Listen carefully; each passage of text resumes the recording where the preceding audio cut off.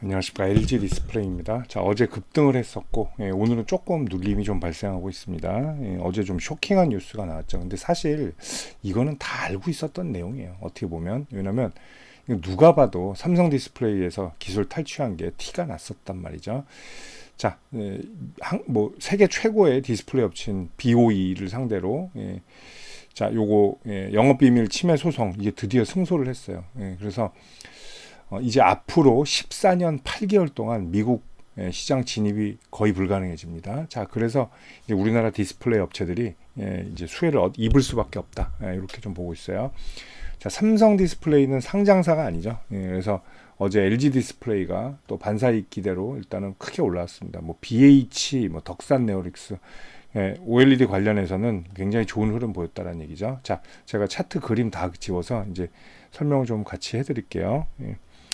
자, 이게 역대급인데 이게 굉장히 좀 큰 그런 흐름이죠.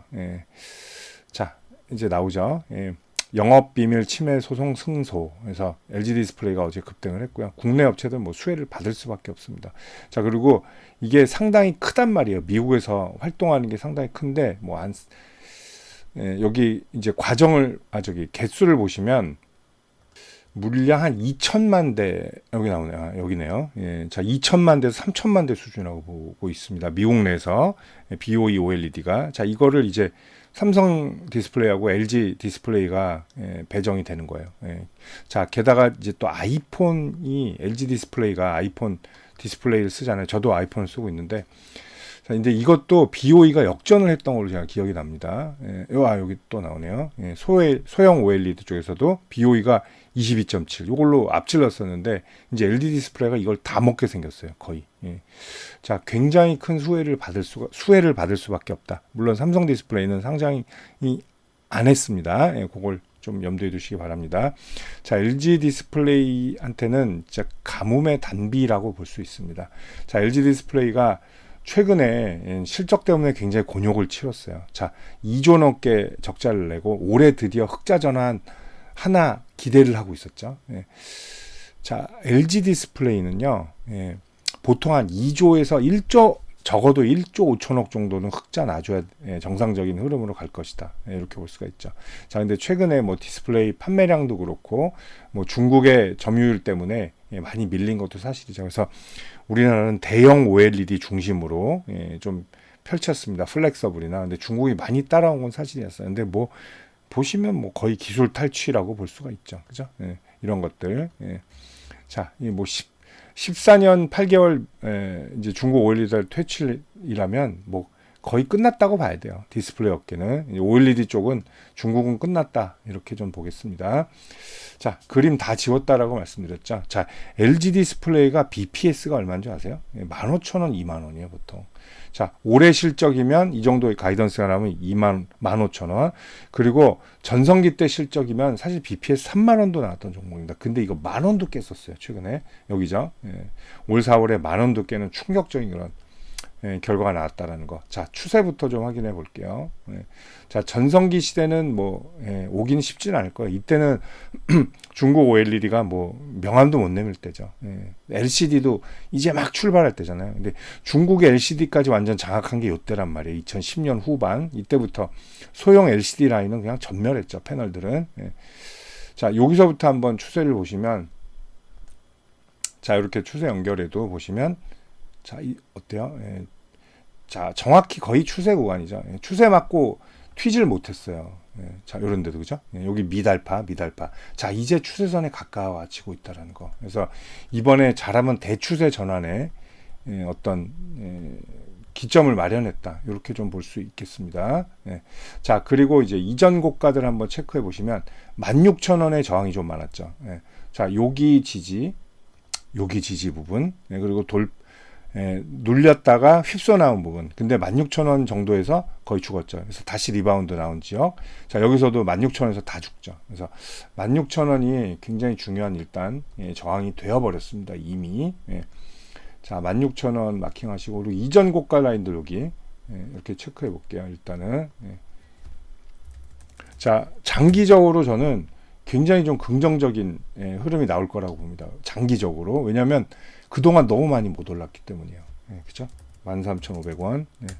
자, 그리고 13,500원이 최근에 자, 여기도 그렇고 여기도 그렇고 고점이 됐죠. 몇 년 전, 2년, 1년 전부터 고점이 되기 시작했다. 이렇게 보겠습니다. 자, 저점은 이제는 의미가 없어요.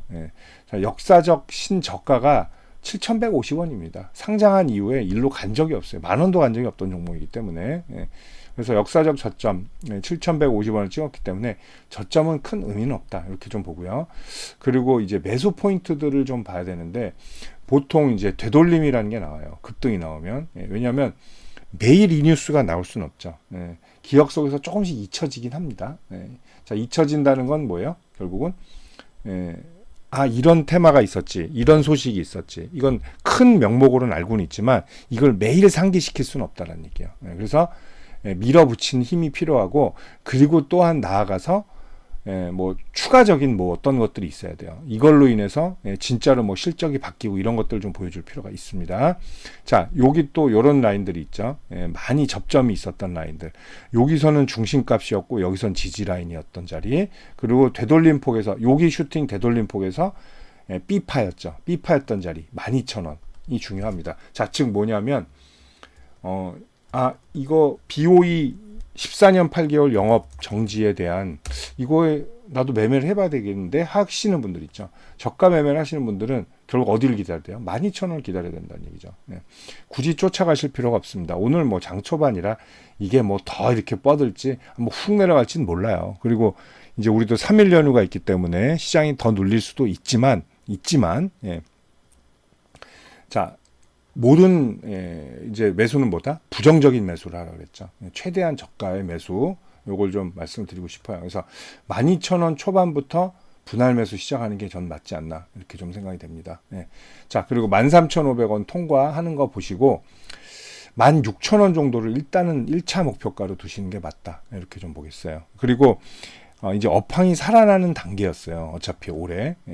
자, 2분기 적자는 났지만 업황이 살아나는 그런 단계이기 때문에, 그리고 BOE의 이 치명적인 이 뉴스를 이제 통틀어 볼 때는 제가 볼 때는 2만 원은 이 뉴스로만 해도, 그리고 장기적인 업황으로 보면 25,000원이고요. 일단 현실적인 매매는 2만 원 정도 보는 게 맞지 않나, 이렇게 좀 생각이 됩니다. 자, 근데 목표가는 또 운행 이제 장 운영하면서 계속 바뀔 수는 있어요. 왜냐하면 뭐 증시가 뭐 일이 많잖아요, 그죠? 악재도 뭐 나올 수 있고 다른 악재도 나올 수 있고 그렇기 때문에 요거는 제가 텔레그램 방 소개해드릴 테니까 그쪽에 와서 함께 LG 디스플레이 매매하시면 된다, 이렇게 좀 말씀드리겠습니다. 자, LG 디스플레이 뭐 오늘 조정받더라도 놀라지 마시고요. 매수는 침착하게 진행하시면 되고, 목표가는 말씀드린 대로 16,000원, 2만원 이런 식으로 25,000원까지 장기적으로 볼 텐데, 요거는 변수가 있다, 이렇게 말씀드리겠습니다.